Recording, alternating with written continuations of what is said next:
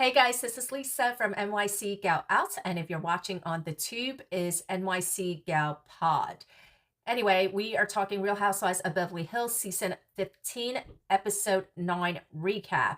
So it's like a tale of two cities or a tale of two mini vacation events, whatever. So on one, you have like this ultra posh mini getaway, and then the other one we're manifesting whatever. I hope I'm able to upload this in time because I'm like way behind. I've recorded videos, but it's taking me like a long time to edit and to upload it, which is why I don't like doing lives. I don't like going to other people's podcasts or whatever because I like to be in control of the editing. Anyway, I digress. Okay, so Rachel, she is from New York City. She invites Kyle and Dorit to go with her to the Hamptons. Amanda hosts her very first event. Kyle and Dorit, they're having Rachel Zoe's Hot Girl Summer. I don't know why she keeps on trying to make it come back. You know, it was like the cute thing to say like a few summers ago. Definitely before we even arrived at Fort Polk. We've been at Fort Polk for about like 2 years now, and I think it was a thing before we were at Polk. But I don't know. She wants her hot girl summer, so whatever. Dorit, she's late again. I'm starting to kind of like get a little irritated with how she's always late. And I'm just a viewer. Like, this doesn't affect me in any way. But I kind of feel like, listen, once in a while, that's understandable. But this whole entire season, she's been late to every single event. I don't care what people say about being fashionably late. There is no such thing as being fashionably late. You're just late. And as a matter of fact, in the military, they have this saying, which is that if you're on time, you're already late. So she shows up like an hour late. And see, I also think that that's very inconsiderate to others, just for the fact that she's showing up to events that other people are hosting. You are being ungrateful just by not showing up on time. And the fact that everybody else has to sit there is very like disrespectful. It's very ungrateful. You know, I think that she's a little bit entitled. I don't like the way she's coming off on this episode, especially. I don't necessarily enjoy watching Kyle on TV, but I will say that for me personally, if I had to choose between Kyle and Dorit, I would rather have Kyle. And I think Andy Cohen and the Bravo Network feels the same way too. So listen, do not let this whatever crap with your friendship with Kyle go on for another season, because then it's like, okay, this is getting a little stale. And Amanda, she had invited everyone except for Dorit, but it didn't matter anyway because Dorit ended up going to the Hamptons, which makes me wonder if this was going to be a full cast event, but that she was adamant that she didn't want to invite Dorit, and that's why Rachel only invited Kyle and Dorit. And see, this is why I said that Shed Media, if you were going to have a production company, Shed Media is the one to go with, because OC, their production company is Evolution, which is Amazon's studio. But you notice how with Evolution, they were willing to let Katie be hung out to dry and not film at all just because the other ladies didn't want to film with her.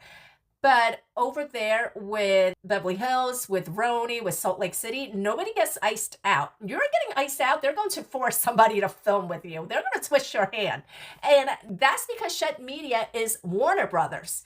I feel like Warner Brothers, like if you were going to go with a production company for reality TV, you want to go with somebody who has the backing of Warner Brothers. Though there's some crazy shit going on right now with Warner Brothers being in talks to be bought by Netflix. So I don't even know. We'll get to that when that happens, but whatever. The absolute worst is Sirens. I mean, if New Jersey comes back anytime soon, I hope they get a brand new production company because they are like just so low budget. Don't even argue with me. They just are. Sirens is a British company. It's ITV. It's like the equivalent of PBS in the United States. Anyway, so I'm wondering if it was the fact that Amanda was like adamant that she wasn't going to invite Dorit, and if like the executive producers were like, yeah, can you throw an event? I wouldn't be surprised if that was what happened. And Erica in this episode was like, why wasn't I invited to the Hamptons? Girl, same. Because like, what the hell? I'm from New York. Why wasn't I invited? But anyway, did you guys notice that Dorit and Kyle seemed a little starstruck? They saw Donna Karen and like, look at Kyle and look at Dorit, they were starstruck, to be in the presence of like, the actual designer. Like you would be awestruck. And they were. So I thought that was really authentic. We always talk about how reality TV is so heavily produced, it's so performative. But in that scene, when Donna Karen comes over, I was like, oh, these ladies are starstruck, especially Kyle. Now, even before the Hamptons mini getaway, Dorit and Mauricio finally have their sit down. I already said this even before the sit down. I don't know what the hell you're doing, girl, but whatever it is, it's not going to work. Because I felt like as a viewer that she wanted to win over the court of public opinion. And I've said this multiple times. It's not the court of public opinion that you need to win over. You need to win over the family court judge in Los Angeles County who is going to be hearing and deciding on your divorce.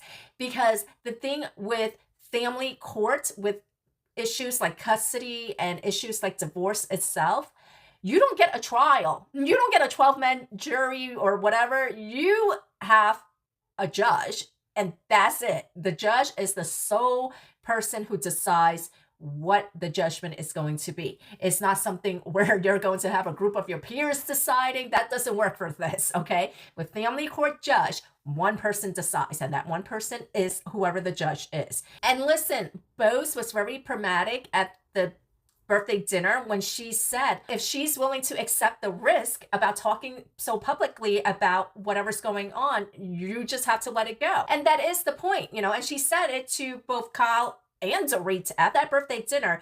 You told her what her concerns are, and if she's willing to accept those risks, you just have to let her. You just have to be supportive of her. If you're already telling her, hey, don't do this, it's not a good idea, and she's still doing it, then all you could do is be supportive. Well, anyway, so they have this sit down, and I was cringing for Dorit. It did not go how I expected it to go. I already knew that Mauricio was going to stick by his boy because him and PK, they're good friends.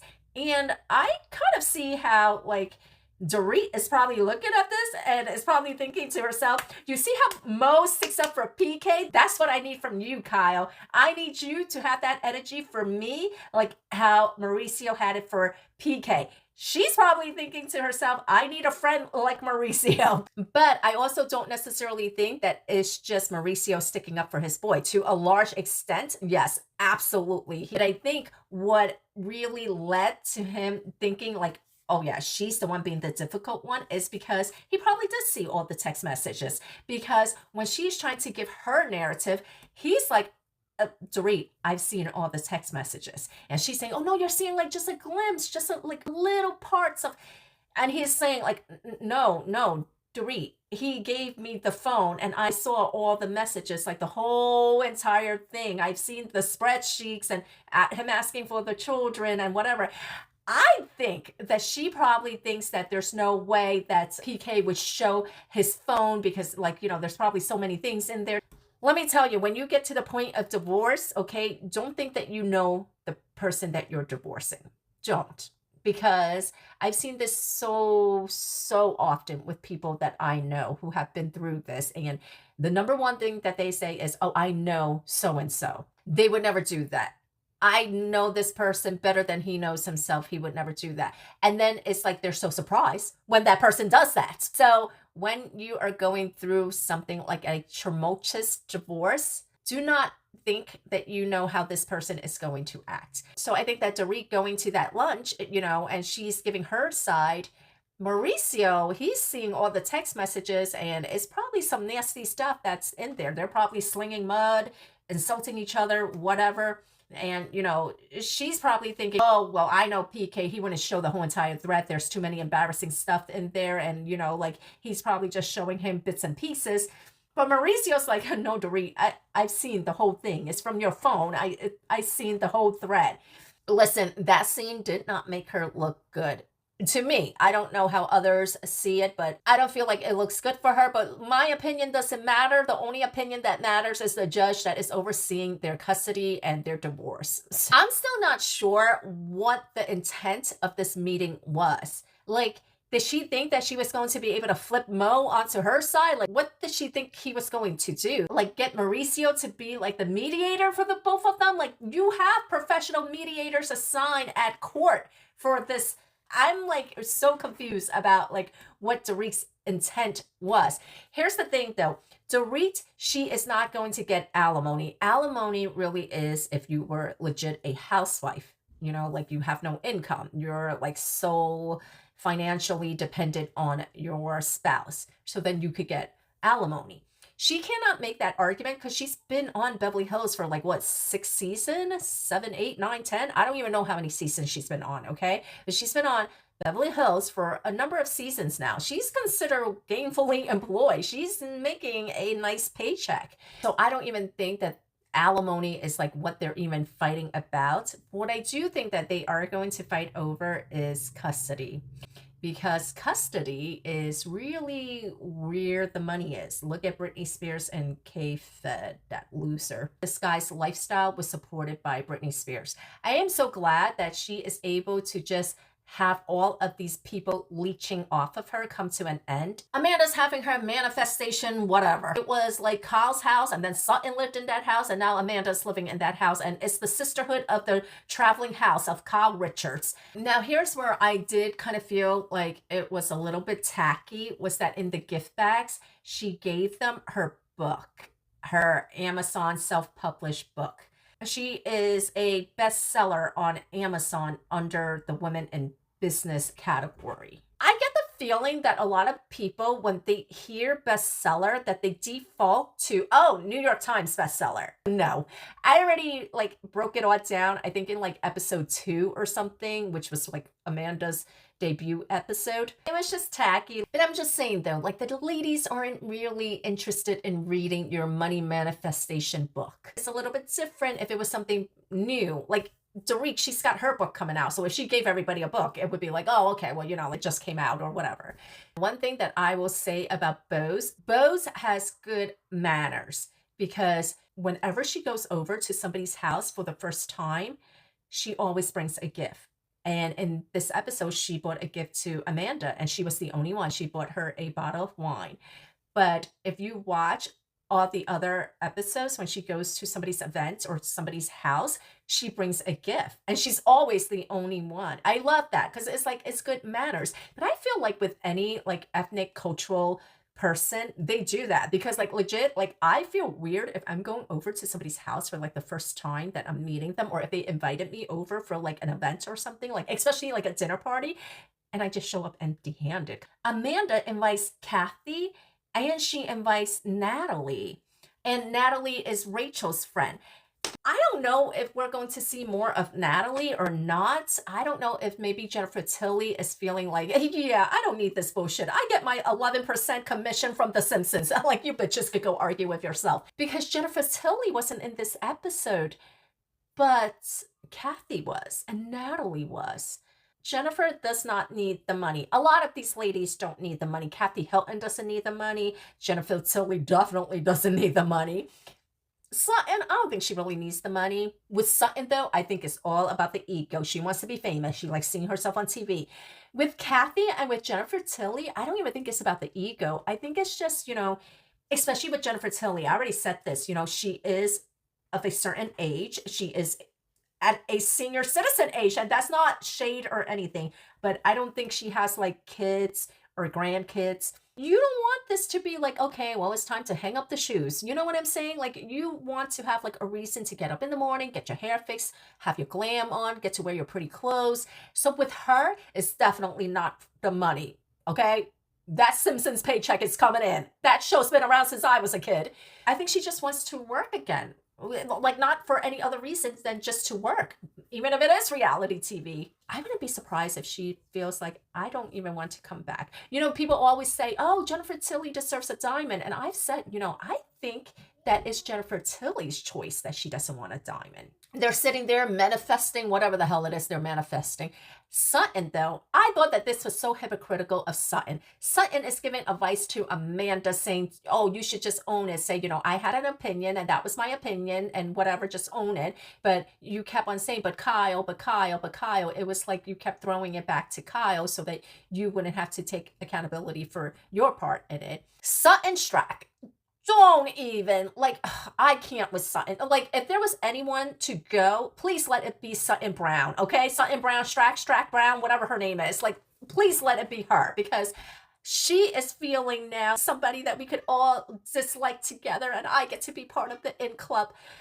I can't with her. Like the hypocrisy is like beyond, and I don't even like enjoy Amanda like that. I think she's entertainment, but I also think she's a little bit psychotic. I did notice that Bose kind of rolled her eyes when Amanda brought up her stepson again.